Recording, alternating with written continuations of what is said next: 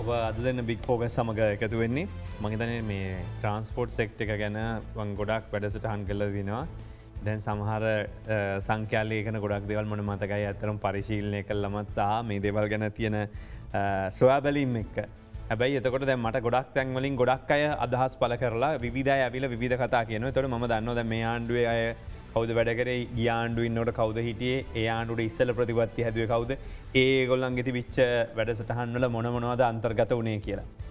දැතට ලංකාව බොහෝ දෙනෙක් වුණට සමාජ බොහෝ දෙනෙ අපිදකන සමාජ මාධ්‍යෝසේ අපිට ප්ලෑන්් එකක්නෑ අපිට විදිහක්නය අපි කරන්න ගිහිල්ලනෑ හරියට කියලා චෝදනයල්ල. අපි කරන්න ගිහින් තියෙනවා කරන්න තෙන වැරදි එකයි මේ අවුල තියෙන්නේ. අපි අද ආරධනා කලා මේ සම්බන්ධෙන් මේ සාකච්ඡා කරන මේ තියෙන අවස්ථාව තෙල් ඉහල ගිහිල්ලා ප්‍රටේ ප්‍රශ්න වැඩලා තියෙන මුලාවේ පොදු ප්‍රවාහණය දියුණු කිරීම සහ අප රටේ මේ ට්‍රන්ස්පෝර්ට් සෙක්ට එක තියෙන ප්‍රශ්න ගැන කතා කරන්න අද මොරට විශ්වවිද්‍යාලයේ සිවිල් ඉංජිනේරු දෙපාර්තමේන්තුවේ ප්‍රවාහන ඉංජිනේරු වංශයේ ජේෂ්ඨ කතිකාචාර්ය ආචාර්ය දිමන්ත ද සිල්ල මහත්මයාට අයිබෝන් ලබ පිළිගන්නවා. ආබන් චතුර.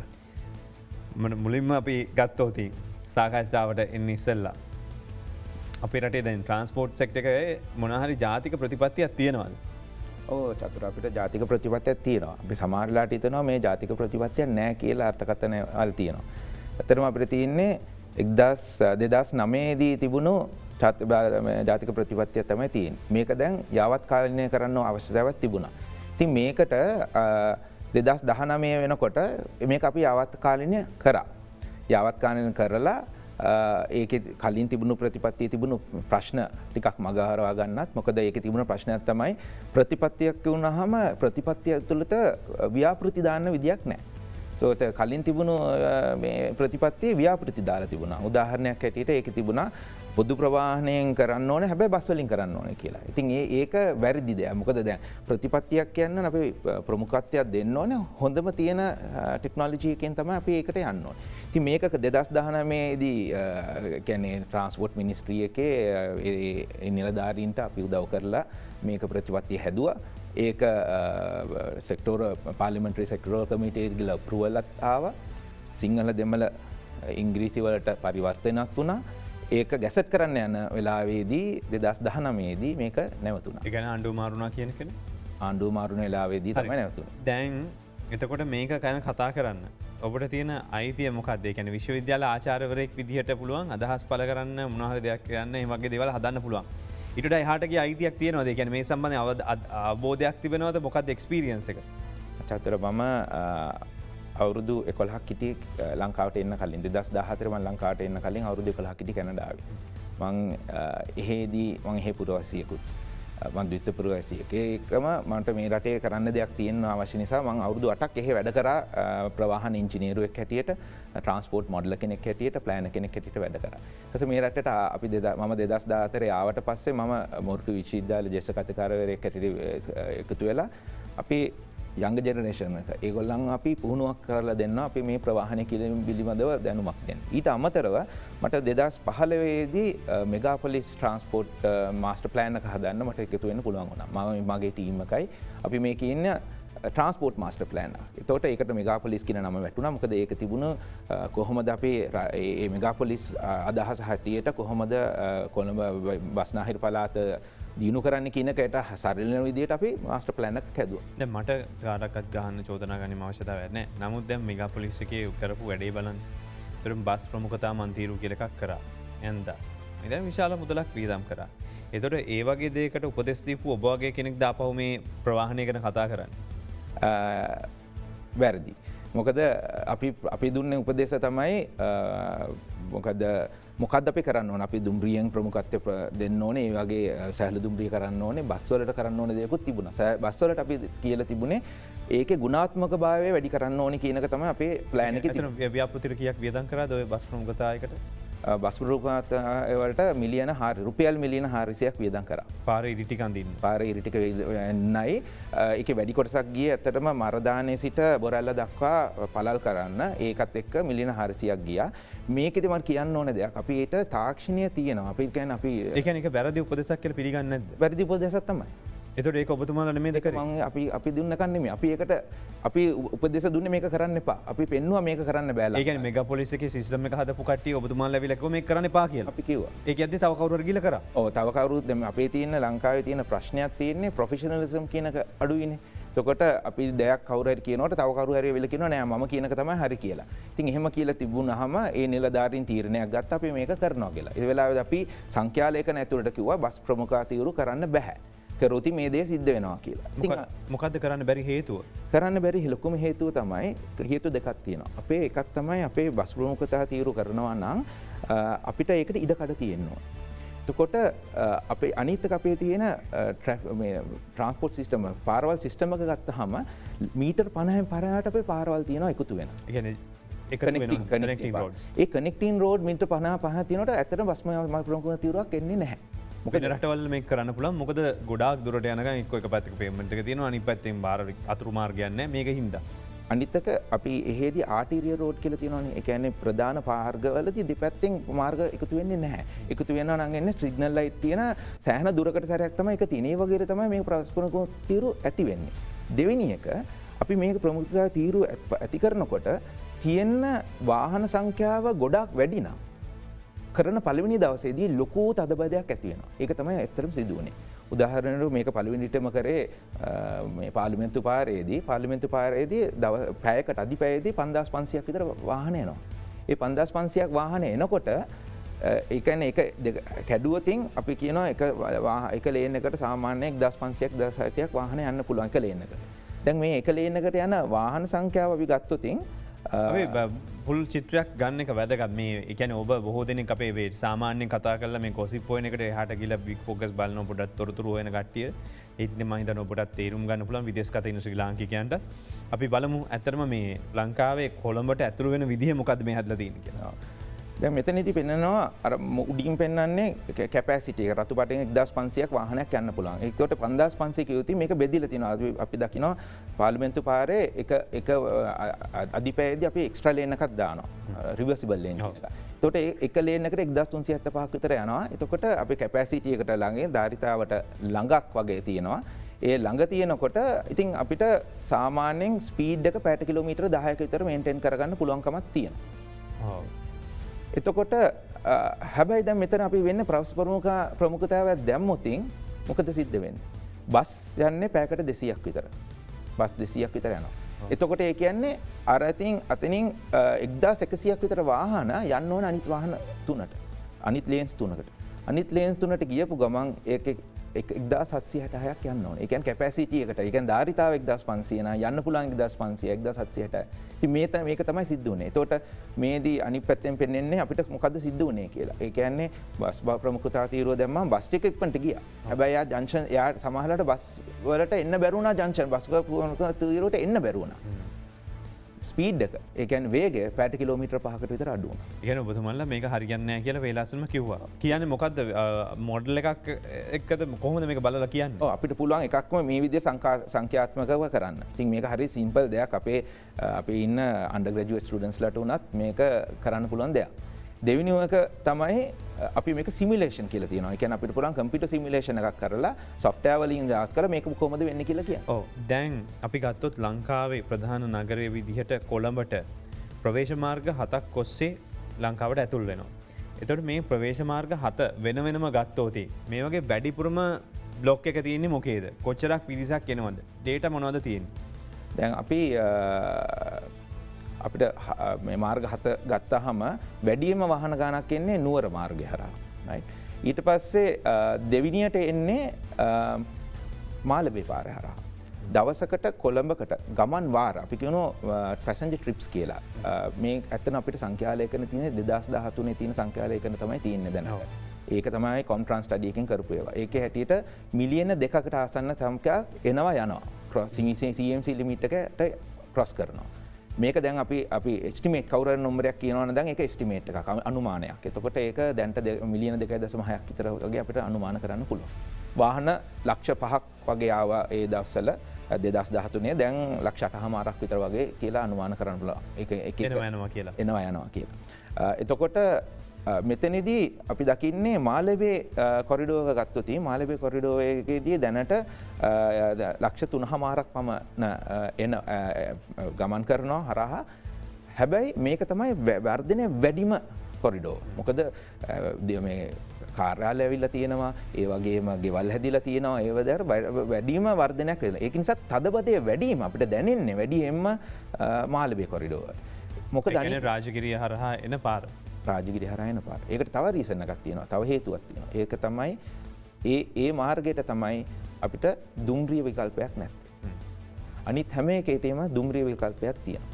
දැන් මට පෙන්වන්න පුළුවන් දැන් දුම්රිය විකල්ප තියෙනවා අනිත් හැම සාමාන්‍ය තියෙන අනිත් හැම කොරිඩෝවකටම වගේ. ඒකේදී අධිපෑයේදී දුම්රිය විකල්පයක් තියෙන හැමතිස්සම 40%ක් අධිපෑයේදී 40%ක් දුම්රියෙන් තමයි අපි ගේන්නේ. ඒ කියන්නේ පීක් අවර්ස් එකේ 40% අපි ගේන්නේ දුම්රිය හරහා. දුම්රිය හරහා. ඒ කියන්නේ දැන් ලංකාවේ රටක් විදිහට ගත්තයන් පස්සේ තෙල් පරිභෝජනය සම්බන්ධයෙන් ගත්තම දුම්රියට යන්නේ 100%යි.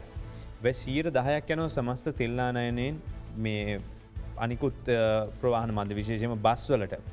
ඒ කියන්නේ දුම්රිය තවමත් ලංකාවේ ලාභදායී ප්‍රවාහන මාධ්‍ය කියන එක තමයි කියන්න තියෙන්නේ. අනිවාර්යයෙන්ම. මොකද අපි ෆුවල් ඉකොනොමි එක බැලුවහම කියන්නේ කාර් 3 wheeler van කියලා යටතේ එනවා 2 wheeler එනවා පැසෙන්ජර් කිලෝමීටර. එක මගියෙක්ගේ කිලෝමීටරයක් ගන්න කොච්චර ලීටර ගාණක් යනවා බැලුවොත් දුම්රියට යන්නේ 0.025 ලීටර. පැසෙන්ජර් කිලෝමීටර එකක කොස්ට් එක. නෑ ලීටර් ගාන අවශ්‍ය ලීටර් ගාන. අවශ්‍ය ලීටර් ගාන. බස්සක ගත්තම 0.1යි. ඉතින් ඒක බස්සක කාර්යක්ෂමයි. කාරකට වඩා බස්සක බස්සකට වඩා දුම්රිය කාර්යක්ෂමයි. මේ කියන්නේ එනර්ජි යූසේජ් එක ගැන. හැබැයි අපිට බස්සක දුම්රිය දෙකම අපිට විද්‍යුත්කරණය කරන්න පුළුවන්. අපි මේ කලින් කතා කරපු මාස්ටර් ප්ලෑන් එක යටතේ අපි දුම්රිය නවීකරණය තනිකරම විද්‍යුත්කරණයට තමයි යොමු වෙන්නේ. ඒ කියන්නේ දැන් විද්‍යුත් කරන මොන කතාවක්වත් ගන්න සල්ලි නැහැ. එතකොට මේ ඩොලර් මිලියන 400ක් හොයාගන්න 550ක් හොයාගන්න මේ මාස ඊළඟ මාසේ සල්ලි නැහැ.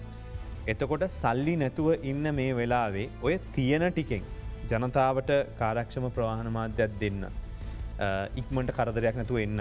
අපිට ගහගෙන එන්න සල්ලිත් නැහැනේ වාහන වලට දැන් තෙල් ගහගෙන සල්ලිත් නැති වෙලාවේ. මොකද්ද දෙන්න පුළුවන් ඔප්ෂන්? මොකද්ද සොලියුෂන් එක හොඳම දේ? සොලියුෂන්ස් ගොඩක් තියෙනවා. එකක් විතරක් නෙමෙයි. රයිට්. අපි හැම මාධ්‍යවලින්ම දෙන්න ඕනේ. ඒ කියන්නේ හැම මෝඩ්ස් වලින්ම දෙන්න ඕනේ අපි සොලියුෂන්. මොකද එකකින් විතරක් සොලියුෂන් එකක් දෙනවා කියන එක ඒක හරියන්නේ නැහැ. රයිට්. හැබැයි අපි දැනගන්න ඕනේ වගේම අපේ දීර්ඝකාලීනීය ප්‍රතිපත්ති මොකද්ද? අපේ ප්ලෑන් එක මොකද්ද කියලා. රයිට්. අපිට දුම්රිය දිනු කරන්න නැතුව බස් රථ දිනු කරන්න නැතුව අපිට ඒකට ළඟා වෙන්න බෑ. ඒක අපිට තේරුම් ගන්න ඕනේ. ඔව් දැන් දිගු කාලීන ප්ලෑන් එකේ ඉන්න ඕනේ. ඒකද මාර්ග පද්ධතිය සංවර්ධනය වෙන්න ඕනේ. පහසුකම් වැඩි වෙන්නට ඕන. හැබැයි දැන් අපේ රටේ ප්‍රමාණවත් තරමටත් වඩා වැඩි ප්‍රමාණයක් දැන් කෝච්චි පෙට්ටිය ආනයනය කරලා තියෙනවා. හැබැයි මේවා පීලිගත කරලා නැහැ. ඒතර ගමන් වාර සංඛ්‍යාව වැඩි කරන්නේ නැහැ. ඇහුවොත් කියන්නේ නියාමකවල නැහැ, රියදුරු නැහැ. දවසකට සාමාන්‍යයෙන් මේ ගමන් වාර විශාල ප්‍රමාණයක් නැති වෙනවා කියලා. ඒතර මේකත් එක්ක මේ තියෙන වෙලාවෙත් දෙන්න පුළුවන් සොලියුෂන් එක මම ආන්නේ ඔබතුමාගේ. ඕකේ. අපි දුම්රිය දැන් ඔබතුමා අහුවන දුම්රිය මොකද කරන්න කියලා. දුම්රියට කරන්න පුළුවන් දේවල් සාමාන්‍යයෙන් 2-3ක් තියෙනවා අපිට. ඒ තමයි අපිට පුළුවන් දැන්ට තියෙන ගමන් වාර ගන්න වැඩි කරන්න. ඒකට අපිට තියෙනවා ප්‍රශ්න 2-3ක්. එකක් තමයි අපිට තියෙන සිග්නල් සිස්ටම් එක අවුරුදු හිතන්නේ 50කට වඩා පරණයි. ඔව්. එතකොට මේකේ තියෙන උපරිම ධාරිතාවෙන් තමයි අපි යන්නේ. කැපැසිටි එක මැක්සිමම්. එතකොට මේක අපිට පොඩි වෙනස්කමක් කරලා අපිට පුළුවන් තව ගමන් වාරයක් දෙකක් වැඩි කරගන්න. වැඩි කරන්න පුළුවන් එකම වාසිය තියෙන තැන තමයි කැලිනි වැලි දුම්රිය මාර්ගය. කැලිනි වැලි දුම්රිය මාර්ගය ඇත්තටම සෑහෙන අඩුම මේකක් තිබුණාට ඒකේ සිග්නල් සිස්ටම් එක අපිට තව ටිකක් වැඩිපුර හදන්න අවස්ථාව තියෙනවා. හැබැයි අපි මේ අවස්ථාවේදී ඒක කරලා පස්සේ දවසක කරනකොට ඒක අපි ආයෙ රිප්ලේස් කරනවද කියලා හිතන්න ඕනේ.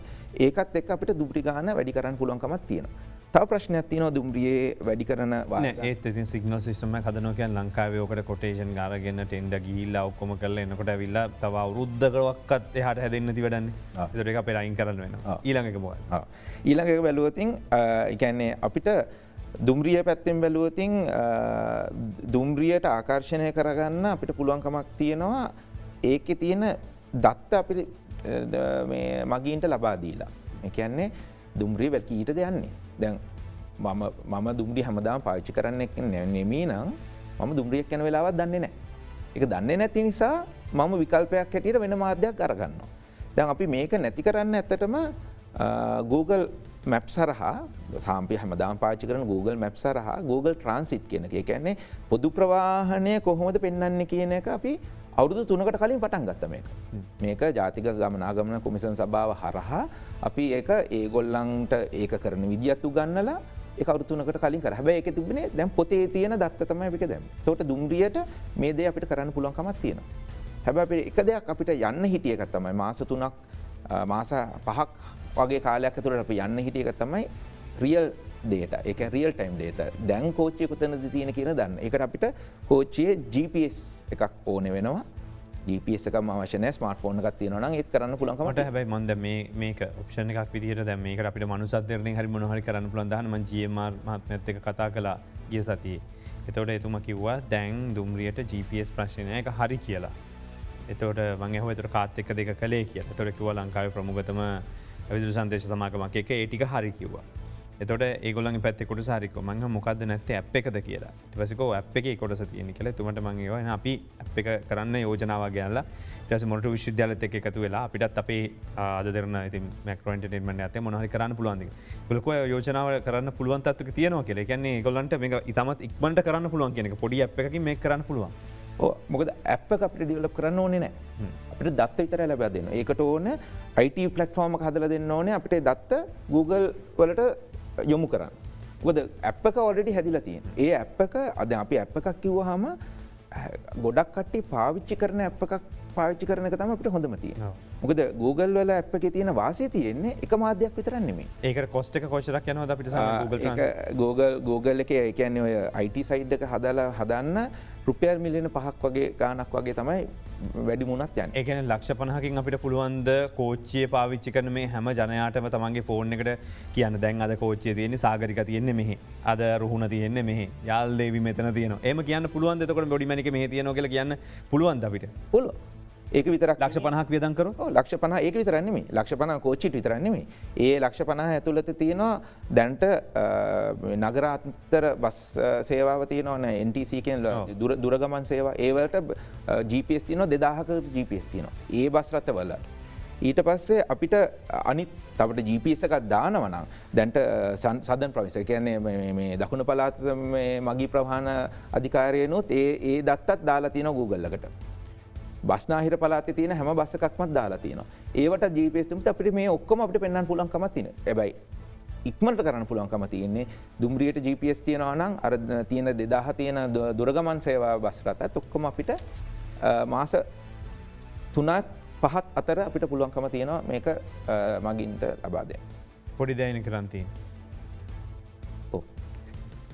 කවුද කරන්නේ නැත්තේ? මෙහෙමයි මේක කරන්න පටන් ගන්නකොට ජාතික ගමනාගමන කොමිසම් සභාව තමයි මේක ඒගොල්ලන් අපි ට්‍රේන් කරලා තියෙනවා. ඒක කරන විදිය. එතකොට දැන් ඒගොල්ලෝ යවත් කාලීන කරගෙන යන්නේ ඒගොල්ලෝ තමයි.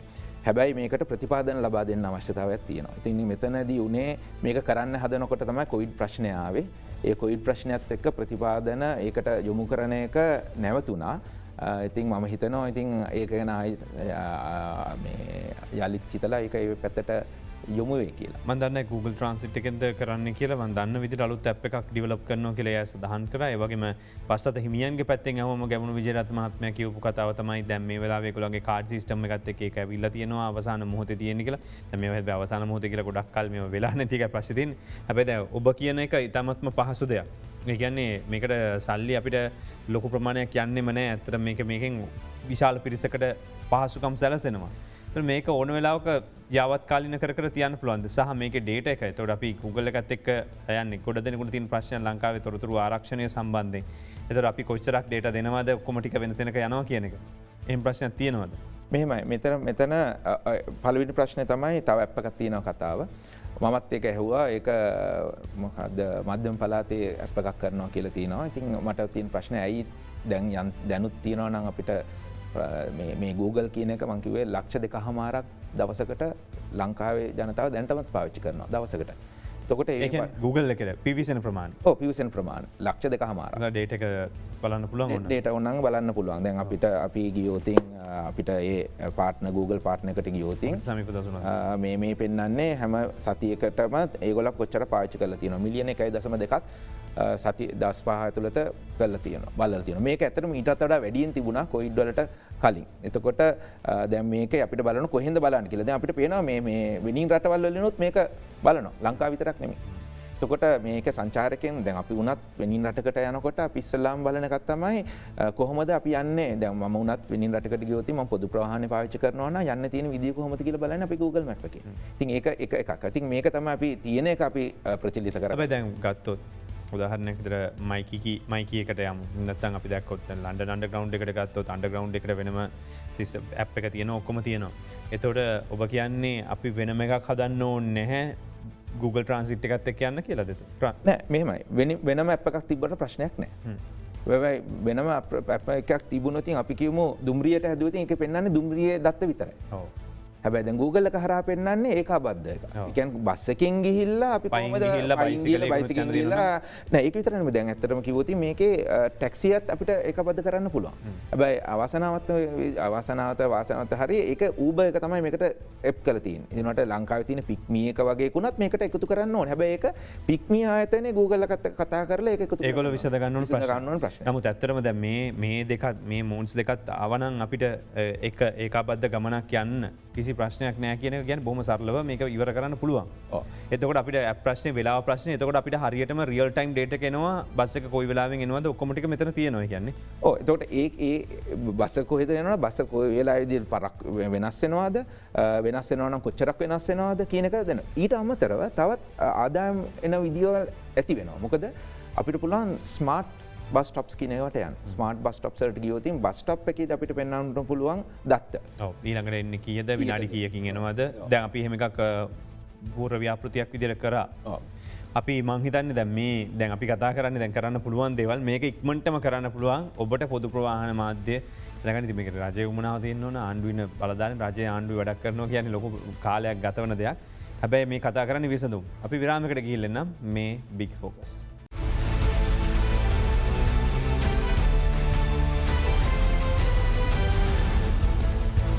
අදන්න බික් ෆෝකස් සමග එකතු වෙන්නේ එතින් මොරටු විශ්වවිද්‍යාලයේ සිවිල් ඉංජිනේරු දෙපාර්තමේන්තුවේ ආචාර්ය දිමන්ත සිල්වා මහත්මයාත් සමග අපි මේ සාකච්ඡාව කරන්නේ. පහුගිය කාලේ වෙච්ච දේවල් සහ කරපු දේවල් සහ විශේෂයෙන් මෙගා පොලිස් ප්ලෑන් එක කොයි විදිහට ක්‍රියාත්මක වුණේ ඒ වගේ මොනවද තිබිච්ච අඩුපාඩු ඒ වගේ ඇයි ක්‍රියාත්මක කරන්න බැරි වුණේ. ඉතින් මේක දේශපාලනයකට ගාගෙන මේ ඒගොල්ලන්ගේ කාලේ කරපු එක්කෙනා මේගොල්ලන්ගේ කාර්ය කරපු එක්කෙනා කියලා මේක බෙදාගන්න යන්නේ නැතුව ඇත්තරම තියෙන හැමතැනම ඩේට එක අරගෙන හරි එක හදාගත්තොත් තමයි අපිට මේ ගමන යන්න පුළුවන්. ඉතින් අපි ආරාධනා කළේ අද දවසේ එතුමට සම්බන්ධ වෙන්න කියලා විශේෂයෙන්ම මේ තියෙන ඒ කියන්නේ මෙගා පොලිස් ප්ලෑන් එකේ වැරදිච්ච තැන් මොනවද තියෙන අඩුපාඩු මොනවද අපිට යන්න පුළුවන් දේවල්. එතකොට දැන් අපි ගත්තොත් ඉතිහාසයේ දලසමතුමා ඉන්න කාලේ අපිට මතකයි පාක් ඇන්ඩ් රයිඩ් එක පටන් ගත්තා. එතකොට ඊට පස්සේ ආපු එක තමයි අපිට තියෙනවා හංගරි බසස් වගේ තියෙනවා ගේන්න පුළුවන් අඩුවට කියලා කතාවක් ආවා. ආයිට පසිකුව දැම් මේ අපි මේ ලොරි බොඩිවල බස්කාගෙන තුවල ඩන්න ලෝ ෆ්ලෝ බසල්ට යන්න ඕන කිය. දැන් මේ හැම එකක්ම යෝජනා විදිහට ඇවිල්ලා හැම එකකම කියන්න හැදුවේ මේ පීක් ටයිම් එකේදී පුළුවන් තරම් පිරිසකට Tamanගේ වාහනයකින් එන්නේ නැතුව පොදු ප්‍රවාහනයෙන් යන්න පුළුවන් සාධාරණ විදියක් හදලා දෙනවා කියන එක.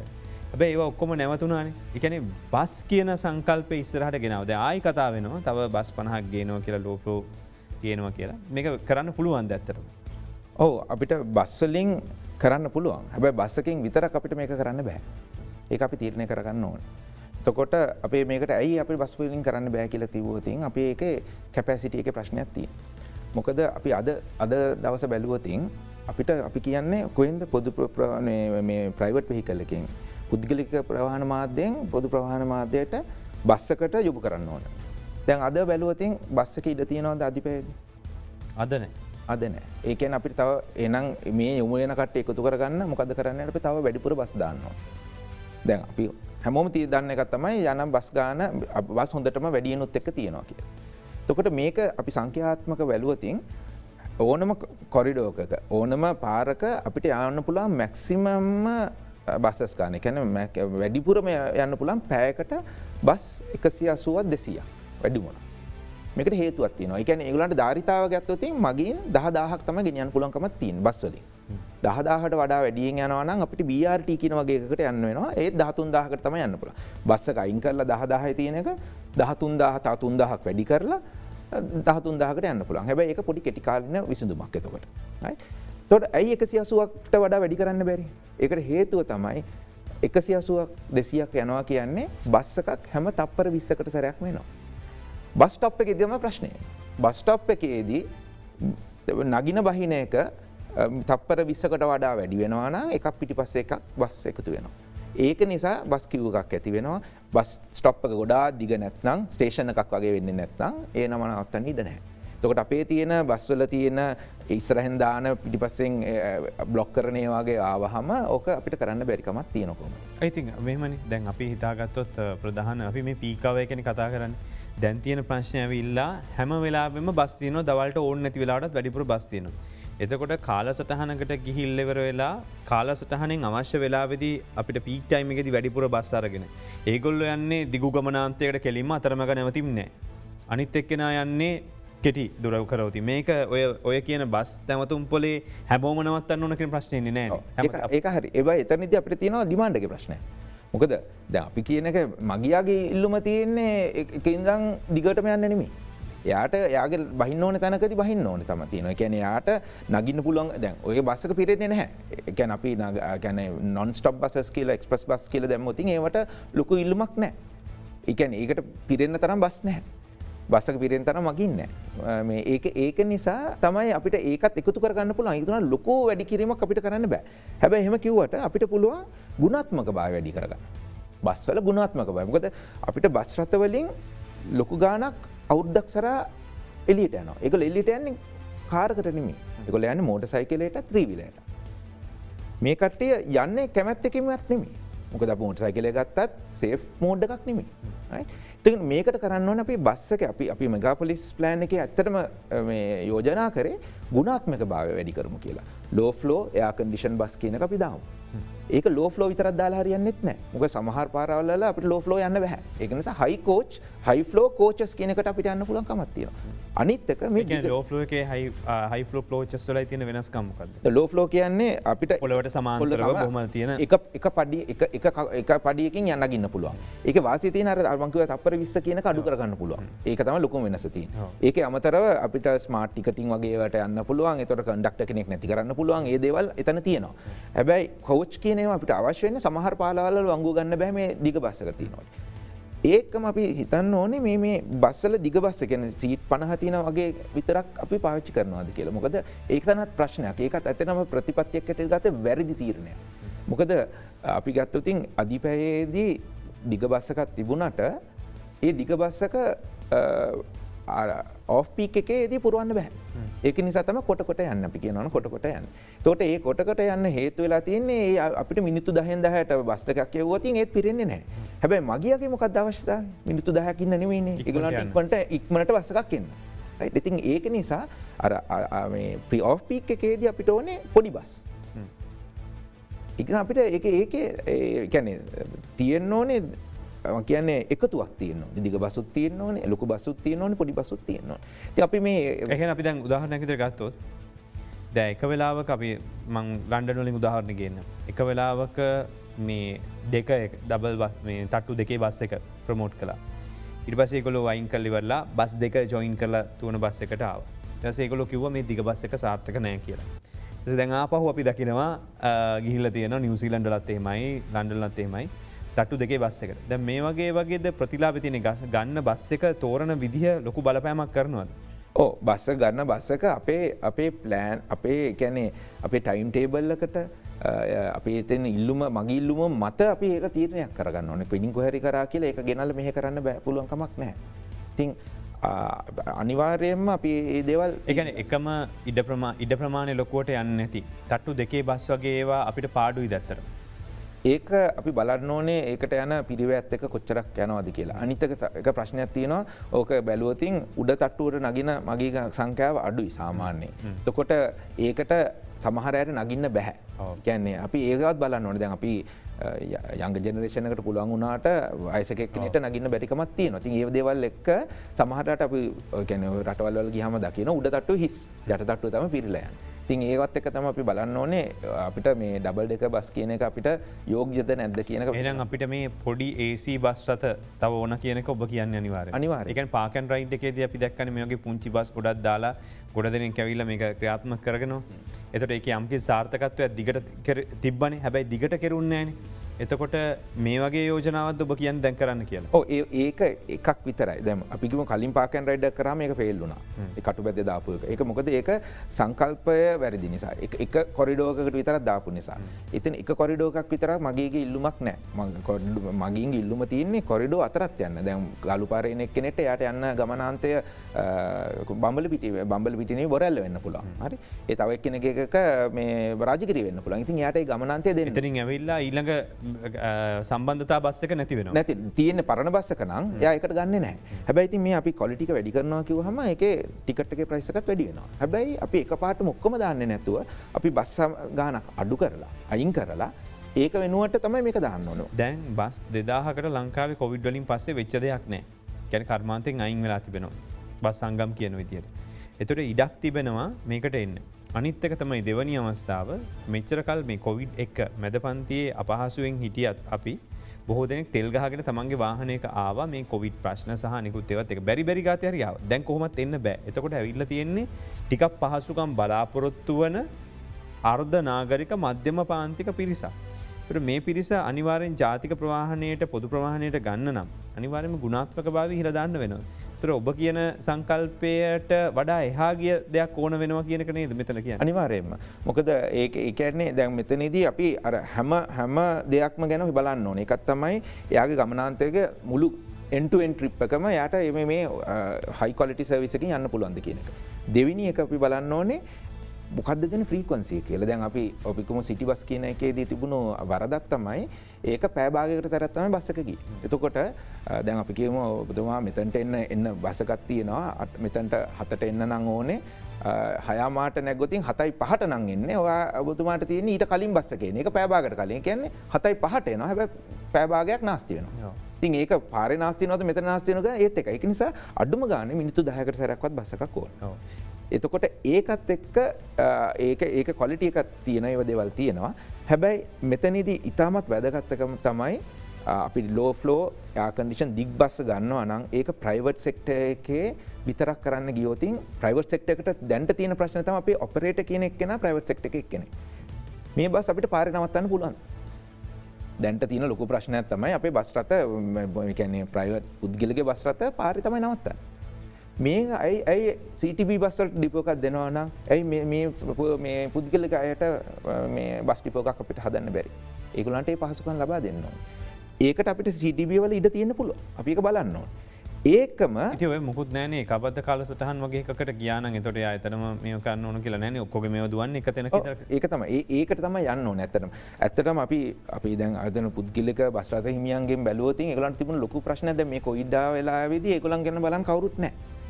ඒගොල්ලන්ට මේ රියදුරන්ට ගෙවන්නත් ඕනේ, කන්ඩක්ටර්ට ගෙවන්නත් ඕනේ, බස් එකේ ෆිනෑන්ස් එක ගෙවන්නත් ඕනේ, ඔක්කොම කරන්න ඕනේ. හැබැයි මේක වෙන්න ඕනේ ඇත්තටම අනිත් පැත්තට. අපිට බලන්න පුළුවන් වෙන්නේ ක්ලස්ටර් කම්පැනි කියන concept එකට යන්න පුළුවන් නම්. ඒ කියන්නේ යන්න දෙයක් නෑ මේක අපේ තිබිච්ච එක. බස් සමාගම් කියන concept එක තිබිලා තමයි ඒක බිඳලා දාලා ඉවරලා මේව ඔක්කොම ආපස්සට ගත්තේ. සමාගම් තිබුණා නම් මම හිතන්නේ රැටත් බස් එකක් තියෙනවා කිසිම ප්‍රශ්නයක් වෙන්නේ නැහැ. ඒක මොකද අනිත් එක තියෙන්නේ දැන් අපි තියෙන එක පර්මිට් එකක් තියෙන බස් එක ඒ දුවන්නේ ඒ රූට් එකට විතරයි. එතකොට බස් සංග කියන්නේ පුද්ගලික කට්ටියට තියෙන්න ඕනේ අපි ආයෝජනයක් විතරයි කරන්නේ. බස් එකට දැන් ඔය කියන මේ බස් එකක් සාමාන්‍යයෙන් ඉස්සර නම් මිලියන 15ක් මිලියන 20ක් විතර වුණා රුපියල්. ඔය ලෝ ෆ්ලෝ බස් එක.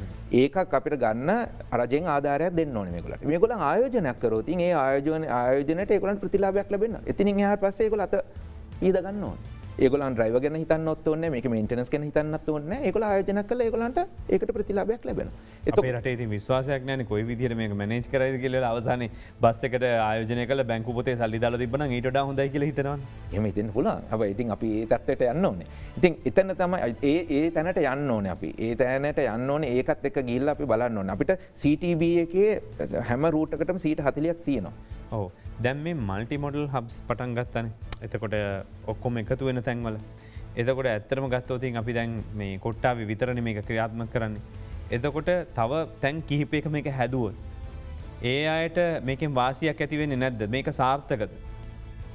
හෝ සාර්ථක හැබැයි ඉතින් ඒකට විබධ මාධ්‍ය එන්න ඕනේ මොකද මල්ටි මෝඩ්ල එකක් හදලා වැඩක් නෑ මල්ටි මෝඩල් නැත්තම් දැන් සමහර තැන්වල මල්ටි මෝඩ් කිල් අපි හදන්න පටන් ගත්තා නම තිබුණා මං හිතන්නේ පිළියන්දලටත් එහෙම කිව්වා වැඩ නැහැ කෝච්චියක් වත්තේ කෝච්චිය නෑ එතන තියෙන්නේ බස් එක විතරයි.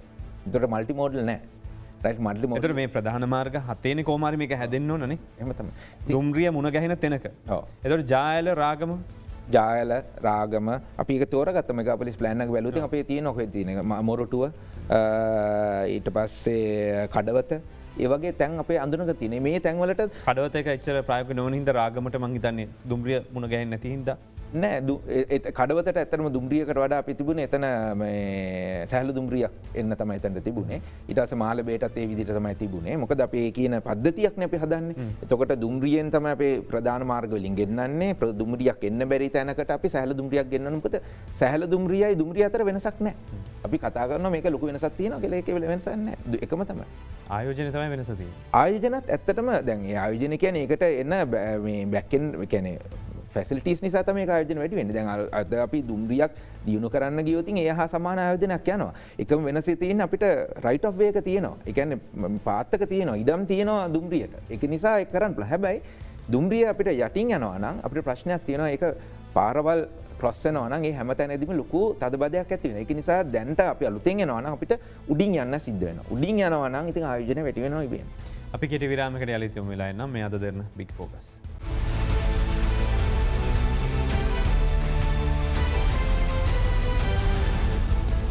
දෙන්න බික් ෆෝකස් සමග එකතු වෙලා ඉන්න ආචාර්ය දිමන්ත සිල්ල මහත්මයා එකතු වෙලා ඉන්න අපිත් එක්ක මේ ප්‍රවාහනය සම්බන්ධයෙන් කතා කරන. ඒතකොට ලංකාවේ තියෙන මාර්ග පද්ධතිය අපි කෙටි ප්‍රශ්න වලට යමු පුළුවන් තරම් මේ මාර්ග පද්ධතිය ගැන මොකද හිතෙන්නේ? I think මට හිතෙන්නේ දැන් මාර්ග පද්ධතියක් ගත්තාම අපි ප්‍රවාහන පද්ධතියේ තියෙනවා අංග 3ක්. ඒ කියන්නේ මාර්ග අවශ්‍යතාව බැලුවොත් රීජනල් ට්‍රැවල්. ඒ කියන්නේ කලාපීය ප්‍රවාහනය. ඊට පස්සේ තියෙනවා අපි ඔය කතා කරපු ගොඩක් දැන්ට කතා කර අර්බන් ට්‍රැවල්. ඒ කියන්නේ නාගරික. ඊට පස්සේ තියෙන රූරල් ට්‍රැවල්. ඒ කියන්නේ ග්‍රාමීය. ඔය තියේදී නගර ප්‍රධාන නගර රීජනල් ට්‍රැවල් වලදී තමයි අපිට මාර්ග පද්ධතිය තාමත් වැදගත් වෙන්නේ. මොකද ඒකට තමයි අපිට මේ අධිවේගී මාර්ග ඒ හා B ක්ලාස් පාරවල් ඊට පස්සේ දුම්රියවල් ඒවත් ඇවිල්ලා තියෙනවා. හැබැයි ඒ කියන්නේ අධිවේග මාර්ග හිතන්නකෝ දැන් අද දක්ෂිණ අධිවේගය තිබුණ නැත්තම් කටුනායක එක්ස්ප්‍රස් එක තිබුණ නැත්තම් කොහොමද තදබැදී කියන එක අපිට හිතා ගන්න පුළුවන් මේ නගරවල. ඉතින් මේවත් අවශ්‍යයි. මොකද ඒකෙන් තමයි අපිට අර නගරාන්ත අතර තියෙන එක කාර්යක්ෂම වෙලා තියෙන්නේ. මොකද ඒක සංචාරක කර්මාන්තයටත් කර්මාන්ත වලටත් මේක ඉතාමත් වැදගත්. ඒ කියන්නේ අධිවේගී මාර්ග එපා නෙමෙයි අධිවේගී මාර්ගත් ඕන. අවශ්‍යයි. අධි මාර්ගත් අවශ්‍යයි. මේක එකතුවක් තමයි අපිට ඕනේ. ඒ කියන්නේ අපි උදාහරණයක් ගත්තොත් පොදු ප්‍රවාහනයේ මේ රීජනල් ට්‍රැවල් වලට උචිතම එක වෙන්නේ නැති වෙනවා. මම උදාහරණයක් ගන්නම් ඔන්න. අපි කියමු යාපනයට යන එක්කෙනෙක්. යාපනයට යන එක්කෙනෙක්ට මම සංකල්පයක අරගෙන ආවා AC මේ බස් එකක යනවා නම් අදට 3600ක් යනවා. AC සුපර් ලක්ෂරි බස් එකක. සාමාන්‍යයෙන් AC බස් එකක 2400යි. එතකොට අපි කියමු මේක වෙනස් වෙනවා මේ අපි සමාජයෙන් අපි කරන එකෙන් ගැන හිතන්නේ. උනට අපි කියමු අපේ පවුලේ 4 දෙනෙක් ඉන්නවා. 4 දෙනෙක් යනවා නම් මේ එක පැත්තකට යන්න 14400ක් යනවා. කාර් එකෙන් යනවා නම් පැය 7-8ක් යනවා. කිලෝමීටර් 400ක් තියෙන්නේ. අපිට යන කාර් එකේ සාමාන්‍ය පැට් කිලෝමීටරයට ලීටරයට කිලෝමීටර් 15ක් යන කාර් තියෙනවා. දුර යනකොට ඒක 20කට වගේ යනවා. 20කට යනවා නම් රුපියල් 8000. මේ 420 තියදී 8000යි. ඒතර 4 දෙනෙක් ඉන්න පවුලකට කාර් එක ඇත්තටම හොඳ ප්‍රවාහන මාධ්‍යයක් යන්න යනවා. ඒක විතරක් නෙමෙයි. ඇයි ඒ ගියාට පස්සේ අපිට දැන් අපි යන්නේ මොකකටද? අපි යන්නේ අපේ අම්මා තාත්තා බලන්න නම් ගෙදරට වෙලා ඉන්න ඕන ප්‍රශ්නේ. අපි යන්නේ ගිහිල්ලා වෙනින් කොහෙට හරි යන්න නම් අපිට තව වාහනයක් හිටිදී ඕන වෙනවා. ඉතින් මේ ප්‍රවාහනය කියන එක මේ එක රාමුවක් ඇතුළේ තියලා බලන්න විදියක් බෑ. මොකද අපි හිතන්න ඕනේ එයා යන්නේ මොකද්ද හේතුව? එයාගේ ඉන්න පවුල මේ කී දෙනෙක් එක්ක යනවාද? එයා යනක මේ මොකද රීසන්? ඒ ඔක්කොම බලලා තමයි අපිට මේක කරන්න පුළුවන්. මොකද අපිට ඔල්ටර්නේටිව්ස් ගන්නවා කියලා කියනවනේ. අපි අපිට විකල්ප අපි හොයනවා. ඕනම විකල්පයක් ගන්නකොට අපි අපේ සතුට මත තමයි ඒක තීරණය කරන්නේ. අපි කියනවා යුටිලිටි එක කියලා. අපි සතුට වැඩි වෙනවා සතුට කැමැත්තෙන් නම් ඒ සතුට වැඩිම එක තෝරනවා නම් කැමැත්තෙන් නම් එයාගේ අපි කියනවා මේ ජීවන තත්ත්වය කියන්නේ quality of life එක වැඩි වෙනවා. එයාගේ එයා සතුට නැතුව නම් ඒක කරේ එයාගේ ජීවන තත්ත්වය අඩු වෙනවා. දැන් මොකද වෙලා තියෙන්නේ? දැන් අපේ සතුට අඩු වෙලා නේ. සතුට නෙමෙයි. සතුට වැඩිම එක තමයි තෝරගෙන තියෙන්නේ. මොකද විකල්පයක් නැති නිසා. කියන්නේ අපි මේ බයිසිකලෙන් යන්න හරි පයින් හරි යන්න හදලා තියෙන්නේ අපිට වෙන එකක් නැති නිසා. ඒක නැති නිසා වෙලා තියෙන්නේ අපි කියන්නේ අපි අර ජීවන තත්ත්වය පහලට ගිහිල්ලා. ජීවන තත්ත්වය ඒ වගේ වෙලාවකදී වෙනස් වුණොතින් අපිට මේ තෙල් පොලිමක් නැති වුණ දවසට මේ ආර්ථික තත්ත්වය ටිකක් වැඩුණා. අර ගීප් කට්ටිය ඔක්කොම ආයෙසරක් එනවා අනිත් පැත්තට. අපි ඒක නිසා අපි හදන්න ඕනේ අපිට බ්‍රෝඩ් ස්ට්‍රැටජි එකක් තියෙන්න ඕනේ. ඒක හරිම වැදගත්. මම යෝජනා කරන බ්‍රෝඩ් ස්ට්‍රැටජි එක තමයි අපි ප්‍රවාහන මාධ්‍ය හැටියට ගත්තාම හැම මාධ්‍යයක්ම හැමෝටම ලබා දෙන්න ඕනේ. කාර් එකකින් යන්නද, බස් එකකින් යන්නද, සැහැල්ලු දුරමිරින් යන්නද, රේල් එකකින් යන්නද, පයින් යන්නද, ටැක්සියෙන් යන්නද, බයිසිකලෙන් යන්නද මේ හැම දෙයක්ම අපි ඒගොල්ලන්ට ලබා දෙන්න ඕනේ.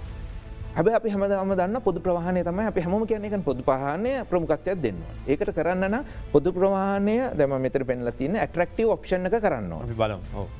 ඇට්‍රැක්ටිව් ඔප්ෂන් එකේදී කරන්න කොහොමද? අපිට පුළුවන් පොදු ප්‍රවාහනය ෆාස්ට් කරන්න. හරි?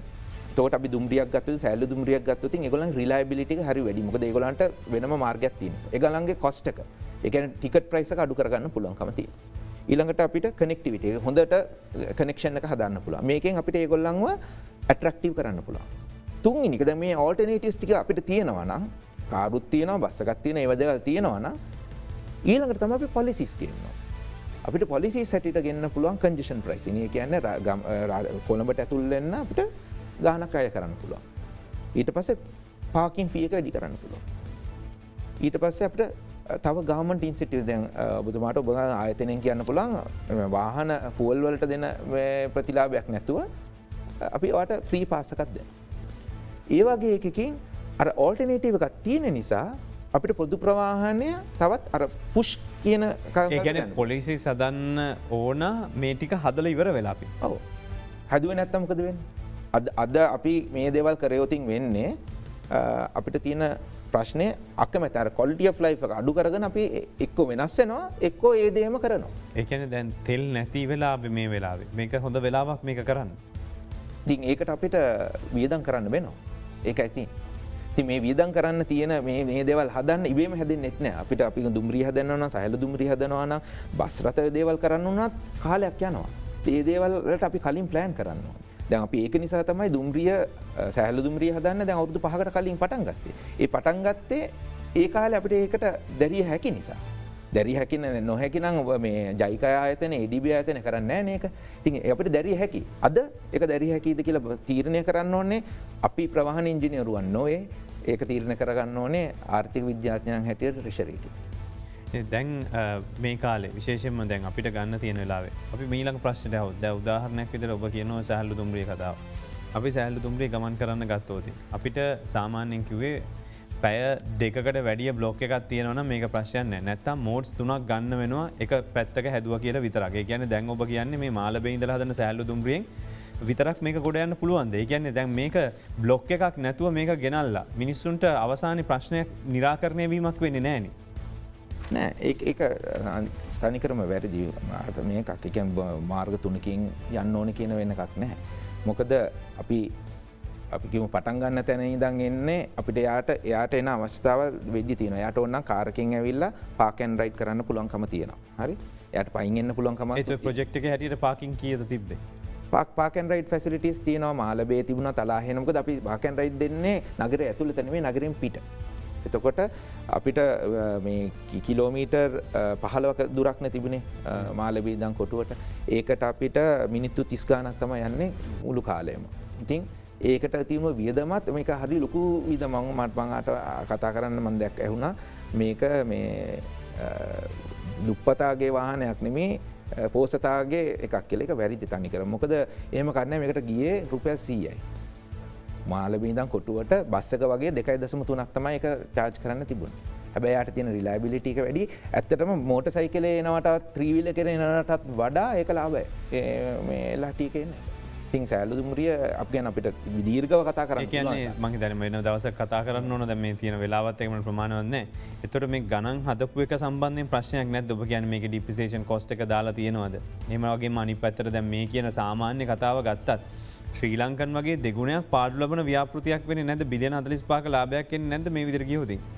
චතුර කියන්නකෝ ට්‍රන්ස්පෝර්ට් ප්‍රජෙක්් එකක් මොන ට්‍රන්ස්පෝර්ට් ප්‍රජෙක්්ද ෆයිනශල් ෆිසිබල් වෙලාති ලෝක ෆයින් අපි ට්‍රන්ස්පෝර්ට් ප්‍රජෙක්් එකක් බලනට අපි ෆයිනන්ශල් ෆිසිබිලිටික අපි බලන්න ඕනේ ඒක හම්බෙන් අවුරදු 50 කවුරුදු 60ක් දුරට අපිට ගොඩක්ම බලන්නේ ආර්ථික ප්‍රතිලාභයක් තියෙනවද කියලා.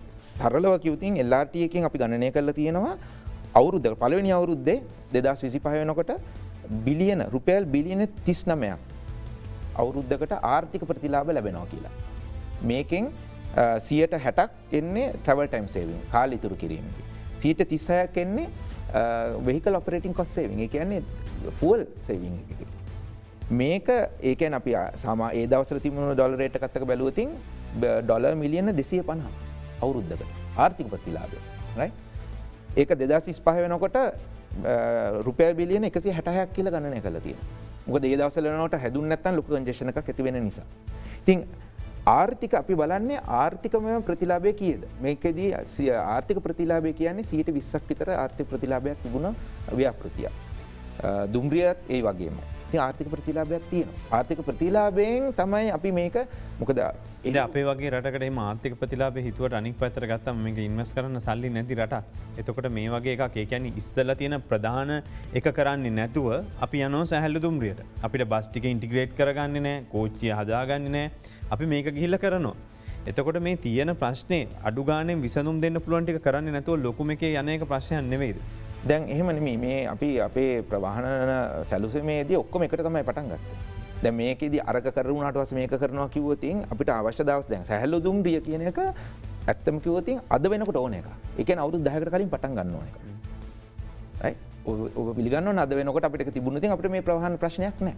ඒ වුණාට ඒක කලින් පටන් ගන්නවා. අද පටන් ගත්තොත් අවුරුදු 10කින් හම්බ වෙනවා. ඒක නිසා තමයි අපි මේ විදිහේ අපිට ප්‍රතිලාභයක් තියෙන දේ තේරුම් ගන්න ඕනේ. අපිට ඒක ඉමීඩියට්ලි ගෙවන්න තියෙනවද? දැන් මේ අපි ආපු ණය අවුරුදු 12ක ග්‍රේස් පීරියඩ්. අවුරුදු 12ක් යනකම් අපිට ගෙවන්න අවශ්‍යතාවයක් නැහැ. ඔබේ රිපෝට් එකේ හදලා තිබ්බේ මිලියන 3000ක ලාභයක් ප්‍රොෆිට් එකක් හදනවා කියලා අවුරුද්දට. ඒ පළවෙනි අවුරුද්ද. එතකොට දැන් මේක දෙවෙනි අවුරුද්දේ හදාගෙන ගියත් ඒකම කාලේ සාමාන්‍යයෙන් අවුරුදු අපි දැම්මොත් උපරිම 30ක් කියලා දැම්මත් ඉන්වස්මට එකවත් කව වෙනවාද කියලා ප්‍රශ්නයක් තියෙනවනේ මේ විදිහට. නෑ ඒක තමයි කිව්වේ. ඉන්වෙස්ට්මන්ට් කව වෙනවාද කියලා කියන්නේ ෆයිනෑන්ෂල් ෆීසිබිලිටි කියන්නේ. මම හිතන්නේ හොඳ සාකච්ඡාවක් ගොඩනගන අපි තැනකට ඇවිල්ලා තියෙනවා. අපිට මේ සාකච්ඡාව ඇත්තටම වෙන මානයකට යන්න පුළුවන් තැනකට. හැබැයි මට අද මේ වෙලාවේ ප්‍රමාණවත් නෑ කාල වේලාව. ඉතින් මේ සම්බන්ධයෙන් විශේෂයෙන් අපිට වැදගත් වෙන්නේ මේ විශේෂඥයෝ කියන මතය සහ ඔවුන් ඉදිරිපත් කරන අදහස් එක්ක අපි කොච්චර වැඩ කරනවද කියන එක. එතුමා සඳහන් කරා මෙගාපොලිස් එකේ තිබිච්ච දේවල් එතුමාලගේ යෝජනා එහෙම ක්‍රියාත්මක කරේ නෑ හරියට කියලා. හැබැයි කෙසේ වෙතත් ඔවුන් ලොකු තොරතුරු ප්‍රමාණයක් එක්කව කරලා තියෙනවා සහ ඒ සම්බන්ධ අදහස් දක්වනවා. අපිත් එක්ක සම්බන්ධ වෙන මොරටු විශ්වවිද්‍යාලයේ සිවිල් ඉංජිනේරු දෙපාර්තමේන්තුවේ ප්‍රවාහන ඉංජිනේරු වංශයේ ජ්‍යෙෂ්ඨ කතිකාචාර්ය ආචාර්ය දිමන්ත සිල්වා මහත්මයා බොහොම ස්තුතියි. බලාපොරොත්තු වෙන ලබන වෙන දවසක අපි ඇත්තටම මේ සැහැල්ලු දුම්රිය සහ දුම්රිය මාර්ග පද්ධතිය පිළිබඳව හොඳින් දිගට කතා කරමු කියලා. බොහොම ස්තුතියි. බොහොම ස්තුතියි. වැඩසටහන නිමා කරනවා මේ අද දෙන්න බිග් ෆෝකස්.